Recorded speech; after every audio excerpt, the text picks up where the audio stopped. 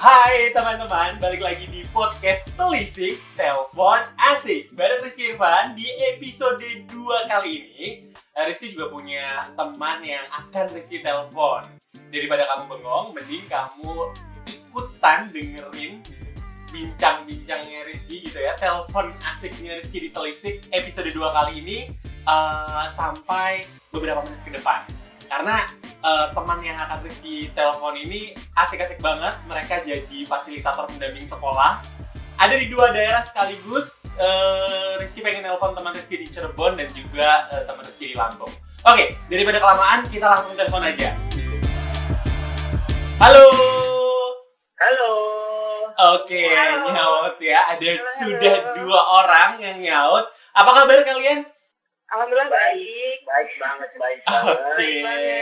Lagi senang banget di penempatan. Lagi seneng banget ya di penempatan. Ini bulan keberapa ya? Iya. Bulan keberapa? Ini bulan ke-6. Bulan ke-6.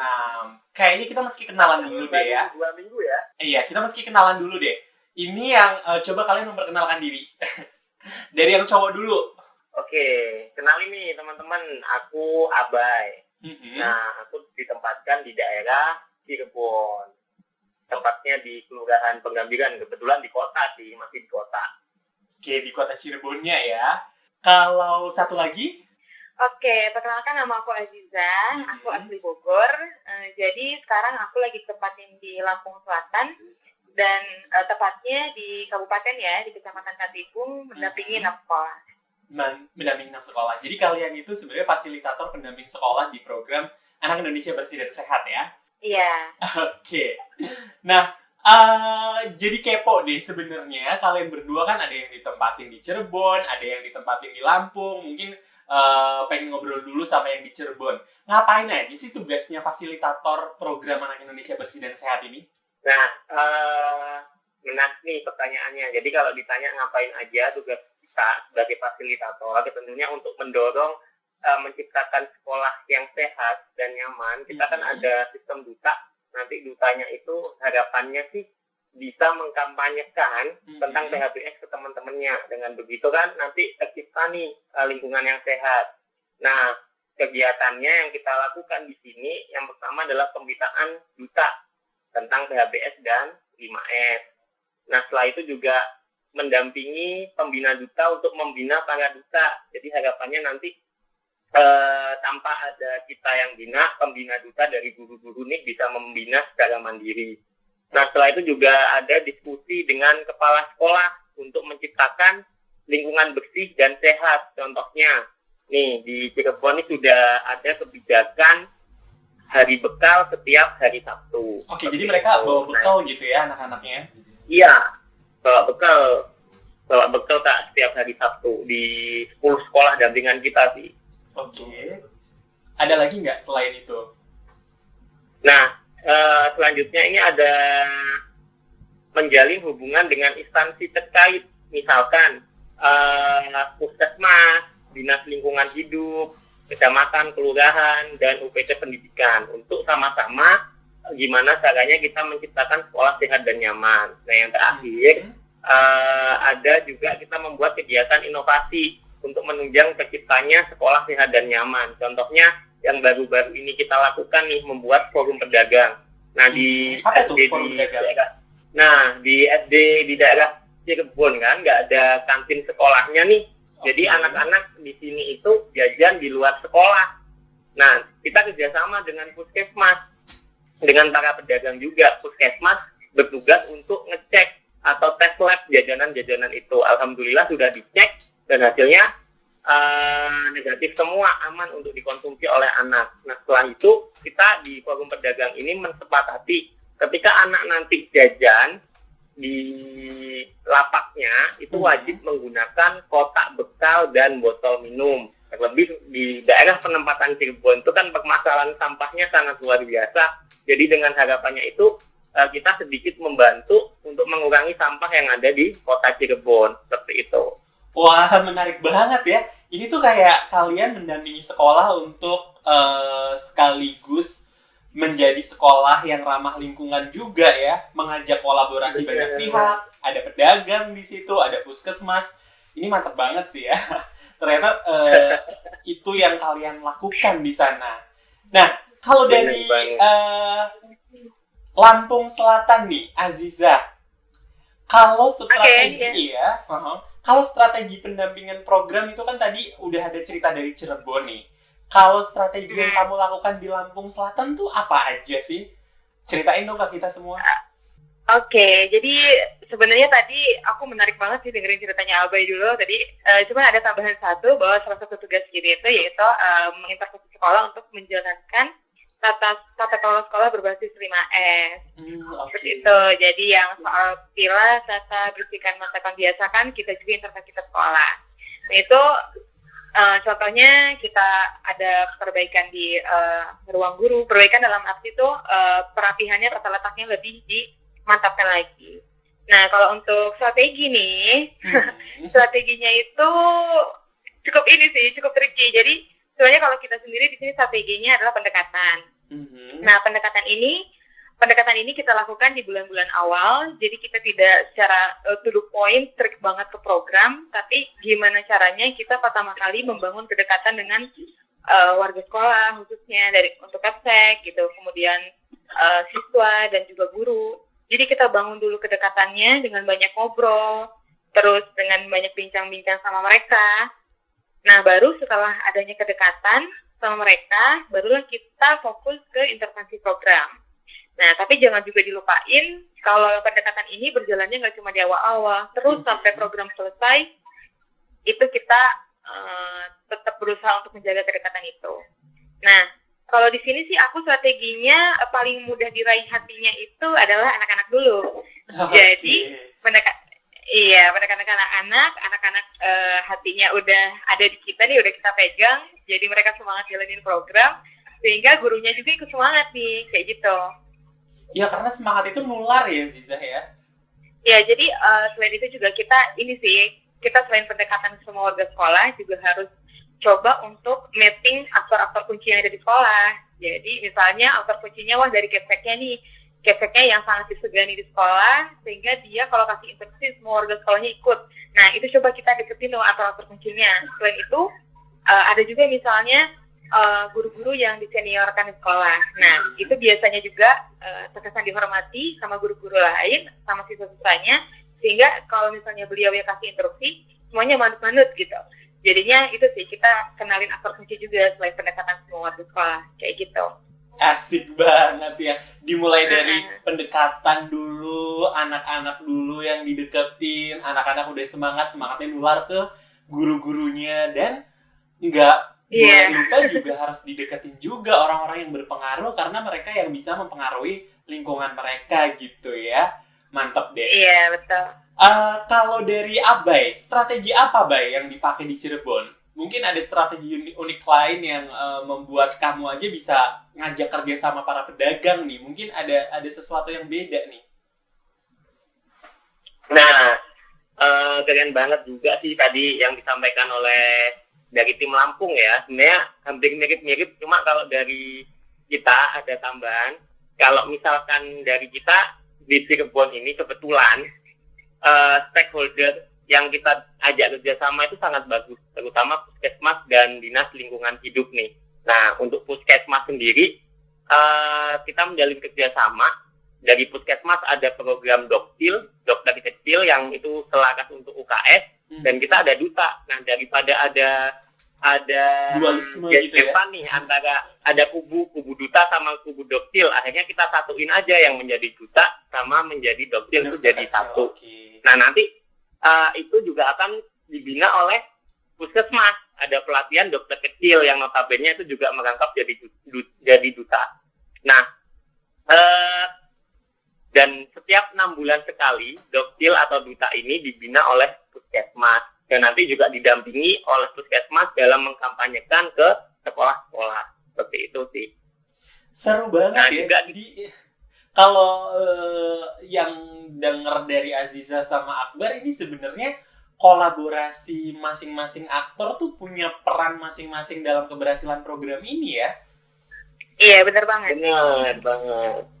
Oke, nah kan dalam menjalankan program tuh kan ada naik turunnya ya. Kadang-kadang nggak bisa dipungkirin ada semangat, ada nggak semangat, ada tantangan, ada hasil gitu ya. Itu kan kayak kadang-kadang naik turun.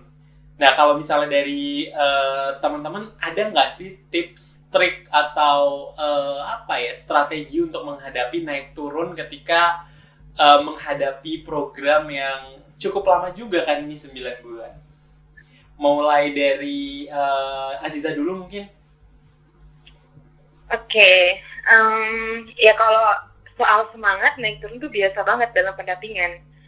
Jadi ada kalanya sekolah ini semangat banget, ada kalanya dia melempem banget gitu, ada kalanya dia ada di middle di tengah.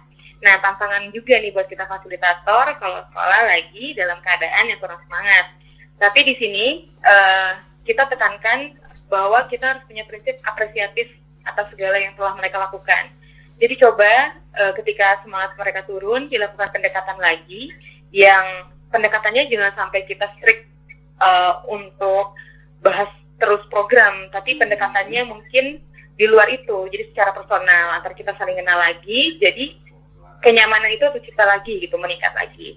Nah jangan lupa yang tadi juga apresiasi. Jadi segala hal yang sudah dilakukan sekolah ke arah yang lebih baik, sekecil apapun itu, patut banget untuk kita apresiasi.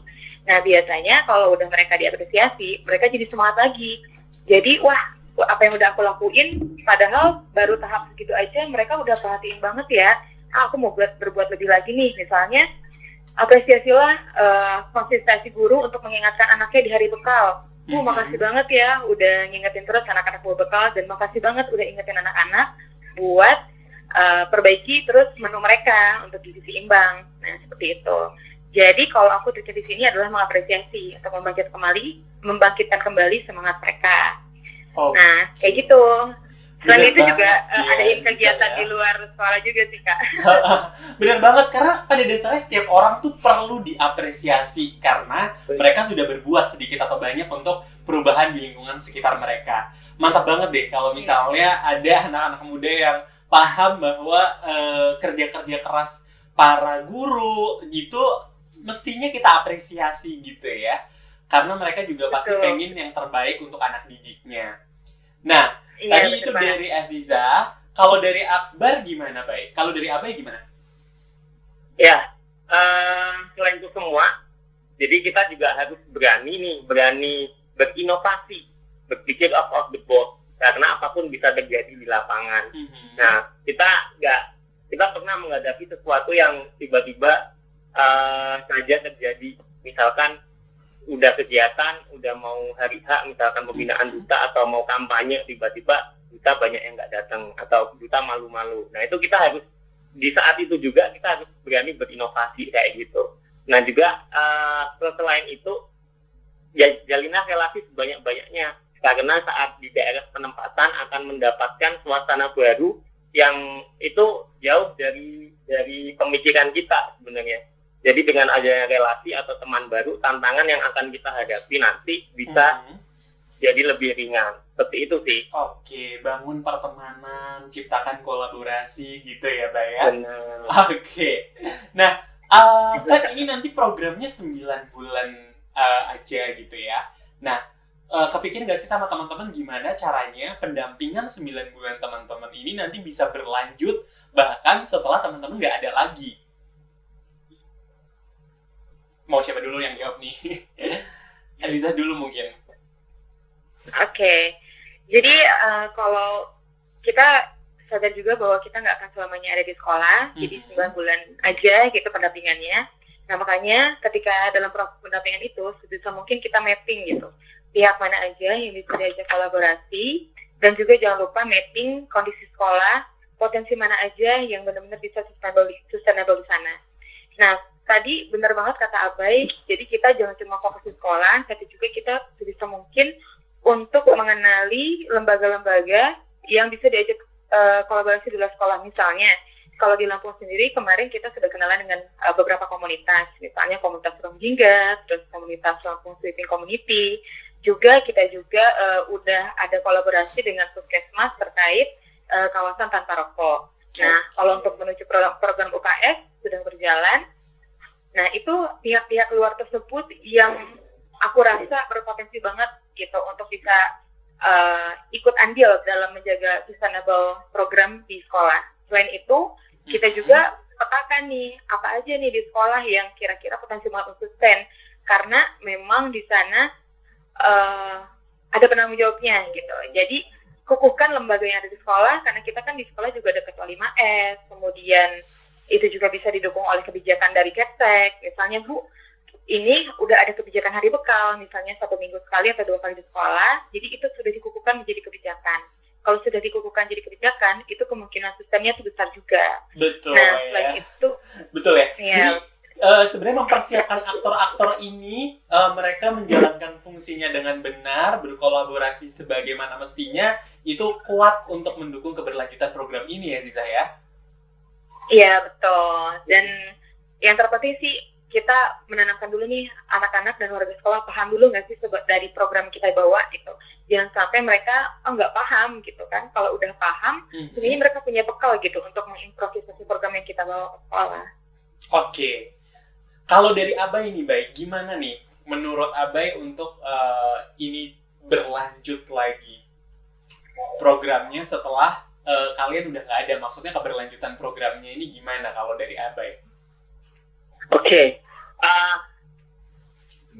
Dari kami, dari Cirebon ini, selain itu semua, kita pengen perkuat sistem yang ada di sekolah. Misalkan kegiatan-kegiatan rutin yang ada di sekolah, itu kita inovasikan jadi sesuatu yang bisa disisipkan oleh duta untuk menyampaikan atau mengkampanyekan materi tentang PHBS misalkan.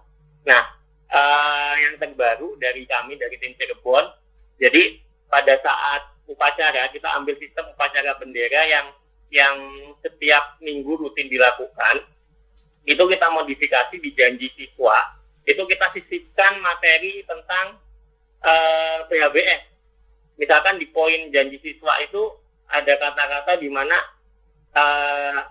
aku berjanji tidak akan membuang sampah sembarangan. Itu akan disebutkan oleh duta dan itu diikuti oleh semua siswa yang lain ya. Dan harapannya kalimat-kalimat itu akan melekat di siswa dan itu bisa diterapkan di kehidupan sehari-hari. Dan selain itu setelah upacara kita dorong kepala sekolah untuk melakukan kebijakan operasi semut. Jadi setiap hari atau setiap Senin itu semua siswa yang ada di sekolah itu kerja bakti sedikit memungut sampah 5 sampah di halaman misalkan setelah upacara seperti itu. Nah, dengan sistem yang kuat di setiap sekolah masing-masing, harapannya program ini akan berlanjut terus-menerus. Seperti itu, Kak. Iya, berarti sistem dan juga kebijakan. Nah, kebenaran banget nih, ada Abai, ada Aziza juga di sini. Nah, sekarang kita lagi pembukaan rekrutmen terbuka untuk fasilitator anak Indonesia bersih dan sehat. Boleh nggak kalau teman-teman yang udah jadi fasilitator ini kasih testimoni atau ajakan untuk teman-teman yang lain nih bergabung atau mencoba dirinya, menantang dirinya, memberikan atau menjawab tantangan untuk memberikan perubahan. Ayo, siapa dulu? Ini berdua harus ngasih testimoni dan juga mungkin ajakan ya. Dari Abai mungkin, Oke, Bay. kamu dulu deh, Bay. Bay. Oke.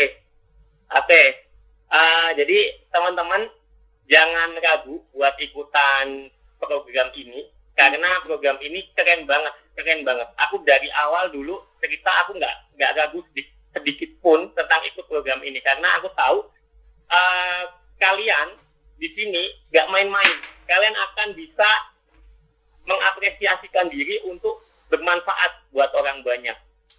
Kalian akan melihat banyak sekali hal yang bisa kalian perbaiki. Nah itu. Oke. Contohnya di sekolah. Jadi jangan ragu ya. Jangan ragu untuk daftar di program ini. Oke, kalau dari Aziza? Iya, setuju banget sama Abai. Kalau program ini bagus banget untuk kita latihan mengembangkan orang lain dan sekaligus mengembangkan diri kita sendiri. Nah, kalau di sini sih aku ngerasain banget peran fasilitator ini tuh personal banget buat aku. Jadi aku sih percaya ada dua pilihan selalu dalam jalan hidup kita, yaitu bekerja atau berkarir. Kalau tujuannya untuk bekerja, aku rasa orientasinya kan adalah materi. Tapi kalau untuk berkarir, aku yakin orientasinya adalah menjalani mimpi. Nah, kalau buat aku sendiri, bergelut di bidang community development ini adalah kendaraan yang bisa kita naiki gitu. Untuk kita yang senang memberikan manfaat sama orang lain, senang melihat orang lain berkembang, dan senang melihat diri kita sendiri berkembang, itu untuk ikutan program ini gitu. Itu kendaraan yang tepat banget sih buat aku. Terus, buat aku nggak ada guru terbaik selain pengalaman sih. Jadi pengalaman di sini kita bukan cuma soal mendampingi orang lain, tapi juga kita bagaimana sebagai fasilitator menempatkan diri sebagai murid gitu, belajar banyak juga dari mereka. Jadi buat kalian yang modal besar itu aku pesan, wah rugi banget kalau dilewatin kesempatan ini. Jadi untuk self improvement dan improve community development itu keren banget sih. Wow. Banyak banget insight-nya ya gitu ya, nagih bahkan tuh kata Aziza juga nagih. Jadi terima kasih banyak Abay, terima kasih banyak Aziza meluangkan waktu di tengah-tengah kesibukannya bertugas. Abay di Cirebon, Aziza di Lampung gitu ya. Sukses-sukses untuk kalian. Semoga apa yang kalian rencanakan 3 bulan ya masih ya di sana lancar dan membawa dan memberikan perubahan yang signifikan untuk daerah dan sekolah dampingannya masing-masing. Oke, terima kasih. Sampai jumpa. Bye. Bye. Sukses semua. Oke, teman-teman. Tadi barusan kita dengerin obrolan Rizky bareng Abay dan Aziza dari Cirebon dan dari Lampung Selatan. Sekarang saatnya kamu bergegas, ambil gadget dan atau gawai kamu, segera ketik bit.ly/fasilitator JFK 2020. Di situ kamu bisa dapat segala informasi mengenai pendaftaran menjadi fasilitator Anak Indonesia Bersih dan Sehat. Oke, sampai jumpa lagi di episode 3 Telisik Telepon Asik